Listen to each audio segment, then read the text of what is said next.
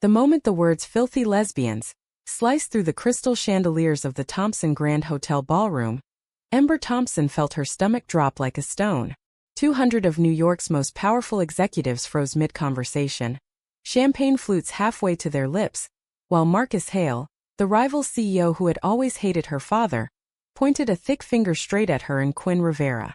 "Look at them, Victor," Hale snarled, loud enough for the entire gala to hear. "Your precious daughter parading around with her little assistant like it's some kind of parade. Disgusting." Ember's cheeks burned hotter than the spotlight above her. She had spent 28 years perfecting the role of the flawless heir. Harvard Business School, flawless board presentations, the right charity galas, the expected polite smiles. Her father Victor Thompson stood only 10 feet away, his silver hair gleaming, his face turning the color of raw steak. Beside him, her mother Eleanor clutched her pearls so tightly the string might snap. Ember's younger sister Sophia smirked behind a glass of Pinot, enjoying the show. Quinn, her secret lover for the past 2 years, stepped forward before Ember could speak. The blonde stood tall in her red gown, every inch the poised professional everyone believed was merely Ember's assistant. But Quinn's voice, calm and lethal, cut through the silence like a blade. "Mr. Hale, you seem to have forgotten your manners. Allow me to reintroduce myself properly. My name is Quinn Rivera, daughter of the late Jonathan Rivera, and the sole heir to Rivera Industries, the company that quietly owns 43% of Thompson Enterprises' voting shares." Gasps rippled across the ballroom like a wave. Phones that had been recording the insult now swiveled toward Quinn. The lowly assistant everyone had dismissed all evening was suddenly the most powerful person in the room. Hale's face drained of color. His own company had been courting Rivera Industries for years, believing the heir was dead after a yacht accident 5 years ago. Victor Thompson's mouth opened, closed, then opened again. The party that had been moments from humiliating Ember and Quinn flipped in an instant. Investors who had been whispering behind their hands now surged forward to shake Quinn's hand. Waiters who had ignored her earlier rushed to refill her glass. Ember stood frozen, heart hammering. The reveal had saved them from immediate disgrace, but it had also painted a giant target on the one secret she had guarded with her life. Quinn's fingers brushed hers for the briefest second, a silent promise, but Ember pulled away instinctively. Her father's eyes narrowed, flicking between the two women with new suspicion. Later, in the private elevator descending to the underground garage, Victor finally spoke. "We'll discuss this at home, Ember. All of it." His tone left no room for argument. Quinn squeezed Ember's hand once more before slipping into a separate town car, her green eyes full of worry. Ember watched the taillights disappear into the Manhattan night, already tasting the fear that their carefully built world was about to burn. The Thompson mansion in Greenwich, Connecticut, glowed like a fortress under security lights when Ember's driver pulled through the iron gates at 1 in the morning. Victor waited in the walnut-paneled study, Eleanor beside him on the leather sofa, Sophia lounging against the fireplace with a glass of scotch. The moment Ember stepped inside, her father's voice cracked like a whip. "Explain yourself." Ember swallowed. "Quinn is she's my assistant. The Rivera connection was a surprise to me too." The lie tasted like ash. Sophia snorted softly, eyes gleaming with something dangerous. Ember's pulse raced. She had seen that look before. Her sister had always resented being the spare. Victor slammed his palm on the mahogany desk. "Do not insult my intelligence, Ember. I saw the way you looked at each other when Hale attacked. And now the entire board is buzzing about the close friendship between my daughter and the newly resurrected Rivera heir. Our family does not tolerate scandal. We built this empire on tradition, on image, on marriages that strengthen alliances. Not whatever deviant game you think you're playing." Eleanor's voice trembled. "Darling, please. Think of your future. Think of us."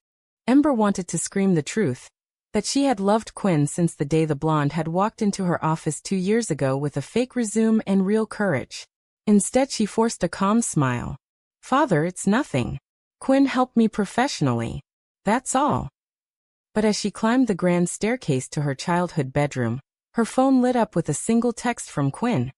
"I'm sorry. I had to protect you. I love you." Ember stared at the words until they blurred, knowing the protection had just made everything 10 times more dangerous. Down the hall, Sophia watched her sister's door close and smiled into her glass. Some secrets, she decided, were far too valuable to keep. By 9 the next morning the rumors had already hit the business blogs. Rivera heiress resurfaces at Thompson Gala. Intimate moment with heir raises eyebrows. Ember scrolled through the headlines at her corner office on the 42nd floor of Thompson Tower, coffee turning sour in her stomach. The board meeting scheduled for 10 suddenly felt like a firing squad. Quinn arrived precisely at 9:15, dressed in a crisp navy suit that hid the exhaustion in her eyes. She closed the door softly. "Ember, we need to talk." "Not here," Ember whispered, glancing at the glass walls that overlooked the trading floor. She had spent the night rehearsing the speech she hated. "Last night changed nothing. We keep distance in public. My family is watching every move." Quinn's face tightened, the hurt flashing raw before she masked it. "Distance. Right. Because pretending I'm nothing to you worked so well yesterday." She set a folder on the desk, legitimate contracts, and left without another word. Ember watched her walk away, the ache in her chest sharper than any boardroom knife. The board meeting was worse than she feared. Victor presided at the head of the long table, investors from 3 continents on video screens. "The Rivera revelation is excellent news for our stock," he began, then fixed his gaze on Ember. "However, the optics of your association with Ms. Rivera are raising concerns. Conservative partners in the Midwest are questioning our family values. We need to present a united, traditional front." Ember nodded mechanically, feeling Quinn's absence like a missing limb. When the meeting ended, her father pulled her aside. "I've arranged a lunch tomorrow with Richard Caldwell. His father controls the largest logistics contract we have. You will be charming. You will be straight. Am I clear?" That evening Ember met Quinn in a tiny Brooklyn cafe far from prying eyes. The moment they were alone Quinn's composure cracked. "You agreed to a date with some hedge fund prince? After everything?" "I'm trying to protect us," Ember pleaded, reaching for Quinn's hand across the scarred wooden table. "If I don't play along, my father will cut me off. The company, the house, everything. Your family empire might be safe now, but mine is one scandal away from collapse." Quinn pulled away. "And what about me? Am I just collateral damage in your perfect legacy?" Tears glistened, but she refused to let them fall. "I came back from the dead for you, Ember. I gave up my real life so we could be together without suspicion. And now you're throwing me under the same bus Hale tried to drive over us." Ember's voice broke. "I love you. More than anything. But my mother's health is fragile." One more shock in. The cafe door chimed. A photographer slipped in, phone raised. Ember yanked her hand back too late. The damage was done. Back at the mansion that night, Eleanor met her at the door, face pale. "Your sister showed me the picture." "Ember, how could you?" Sophia stood behind her mother, arms crossed, satisfaction radiating. The betrayal stung like salt in an open wound. Ember realized too late that Sophia had been feeding information to their father for weeks. Victor appeared at the top of the stairs. "Pack a bag. You're staying at the company apartment until this blows over. And Ember, if I hear one more whisper about you and that woman, you're out of the will. Completely." Ember drove through the rain to the sterile high-rise apartment, the city lights smearing like tears. She dialed Quinn's number, but hung up before it rang. The woman she loved was now the greatest threat to everything her family had built. And Ember was beginning to wonder if she was strong enough to choose love over blood. The Caldwell lunch was a masterclass in performance. Ember smiled at Richard across the white tablecloth at Le Bernardin, laughed at his golf anecdotes, and let him kiss her cheek for the cameras waiting outside. Inside she was screaming. Quinn's text from that morning still burned on her phone. "Saw the photos. Enjoy your perfect life." By afternoon the tabloids had a new angle. Thompson heiress moves on from Gala mystery woman. Victor sent a satisfied thumbs-up emoji. Ember wanted to throw her phone into the East River. At the office Quinn was professional to the point of ice. She delivered reports without meeting Ember's eyes. Her usual warmth replaced by careful distance. Ember cornered her in the copy room after hours. "Quinn, please. It's an act. I'm dying inside." Quinn's laugh was bitter. "An act? You let him touch you, Ember." You smiled like you meant it. I spent 2 years hiding who I am so you wouldn't have to choose, and the second things got hard you chose the easy lie. Ember reached for her, but Quinn stepped back. I can't keep being your secret. Not when it costs me my dignity every single day. She left the folder on the copier and walked out, shoulders rigid. That night Ember's mother called, voice shaky. Darling, the stress is affecting my heart again. The doctor says another episode could be serious. Please for me keep up appearances. Just until the quarterly earnings call. Guilt wrapped around Ember's throat like a noose.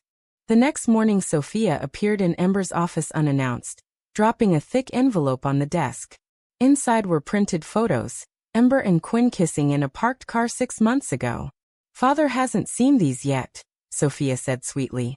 But the board might be very interested in how their future CEO conducts herself. Unless, of course, you step aside and let me take the VP role you've been clinging to.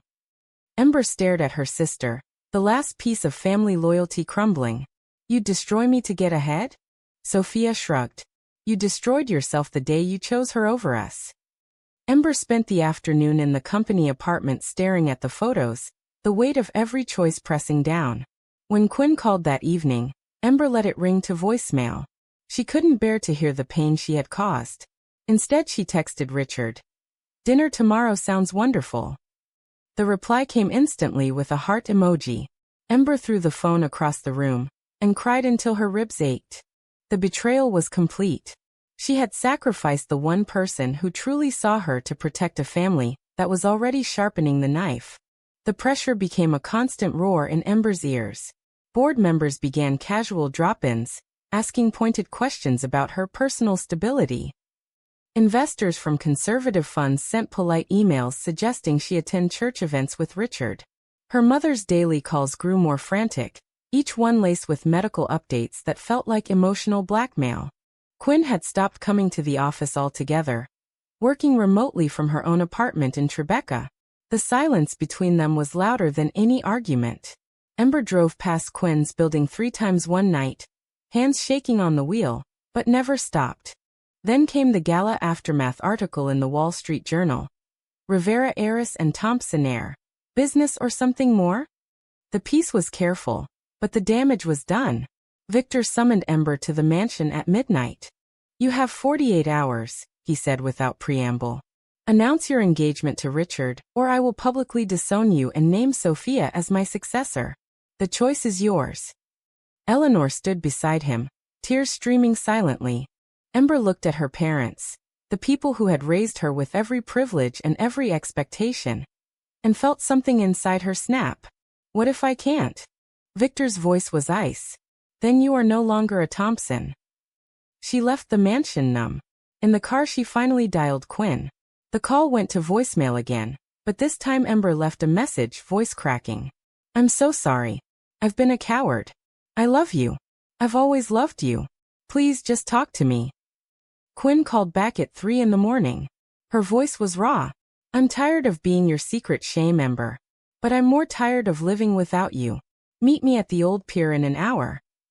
They stood under the Brooklyn Bridge as dawn painted the river gold, wrapped in each other's arms for the first time in weeks. Quinn whispered against her hair. Whatever you decide, I'm here. But I won't hide anymore. Not even for you. Ember kissed her fiercely, tasting salt from both their tears. For 1 perfect hour the world narrowed to just the 2 of them. Then her phone buzzed. Sophia sending another photo, time-stamped 30 minutes ago, of their embrace under the bridge. The message read, "Tick-tock." Ember pulled away, heart splintering. I need more time. Quinn's eyes went distant. Time is the one thing we're running out of. She walked away into the rising sun, leaving Ember alone with the river and the unbearable weight of her choices. The quarterly earnings call was scheduled for Friday. Ember spent the week in a fog of meetings and media training, smiling for cameras while her soul shriveled. Richard proposed on Thursday night at a rooftop restaurant overlooking Central Park, dropping to one knee in front of strategically placed paparazzi. The ring was enormous. The smile she gave him was plastic. That same night Quinn sent a single text. I saw. I hope he makes you happy. Ember stared at the message until the screen went black. Friday morning the boardroom buzzed with tension. Victor opened the call with glowing numbers, then turned to Ember for her segment. As she stood to speak, Sophia slid a folder across the table, printed screenshots of every private message Ember had ever exchanged with Quinn. The threat was clear. Ember's voice trembled as she began her presentation. Halfway through she stopped, staring at the sea of expectant faces. Her mother watched from the front row, hand pressed to her chest. Her father's eyes bored into her like drills. "I have something to say," Ember heard herself announce. The room quieted. "The rumors are true. Quinn Rivera is not just a business associate. She is the woman I love. And I am done pretending otherwise." Gasps exploded. Victor rose so fast his chair toppled. "Ember, sit down." "She didn't. I have spent my entire life trying to be the daughter you wanted. But I can't marry Richard. I can't be the straight, perfect heir. Because I'm gay. And the person who makes me whole is Quinn." Security was called. Sophia smiled triumphantly. Eleanor fainted. As Ember was escorted from the building, her phone rang, her father's lawyer informing her that all access to company accounts, properties, and the family trust had been frozen. Her career was over. Her family was gone. She stood on the sidewalk in the pouring rain, soaked and shaking, and dialed the only number that still mattered. Quinn answered on the first ring. "Where are you?" "Outside the tower," Ember whispered. "I did it. I chose us." "I'm coming," Quinn said, voice thick with emotion. "I'm already on my way." Quinn's car pulled up 5 minutes later. Ember collapsed into the passenger seat, rain and tears mixing on her face. Quinn drove them to her Tribeca apartment without a word, wrapped her in a blanket, and held her while the shock slowly ebbed into something raw and real. The next 48 hours were a blur of headlines, angry voicemails from distant relatives, and the slow realization that Ember Thompson no longer existed in the world she had known. Her name was removed from the company website. Old friends unfollowed her on social media. The only messages that mattered came from Quinn, steady and constant. On the third day they stood together on Quinn's balcony overlooking the city that had once belonged to Ember's family. "I lost everything," Ember said quietly. "My career, my inheritance, my mother's health is probably worse because of me. Was it worth it?" Quinn turned her gently, cupping her face. "You didn't lose everything. You still have me. And for the first time, you have yourself." Ember leaned into the touch, feeling the truth settle deep in her bones. The price had been devastating, but the freedom was unlike anything she had ever known. She was no longer living for legacy. She was living for love. Victor never called. Eleanor sent one short text. "I need time." Sophia took the VP position and the family empire with a smile. The world moved on, but Ember and Quinn built something new, quiet, honest, and entirely their own. Years later, when young executives asked how she had survived the greatest scandal in Thompson history, Ember would only smile and say, "I stopped hiding." True or false? Choosing to live your truth at the expense of family honor is always the right decision?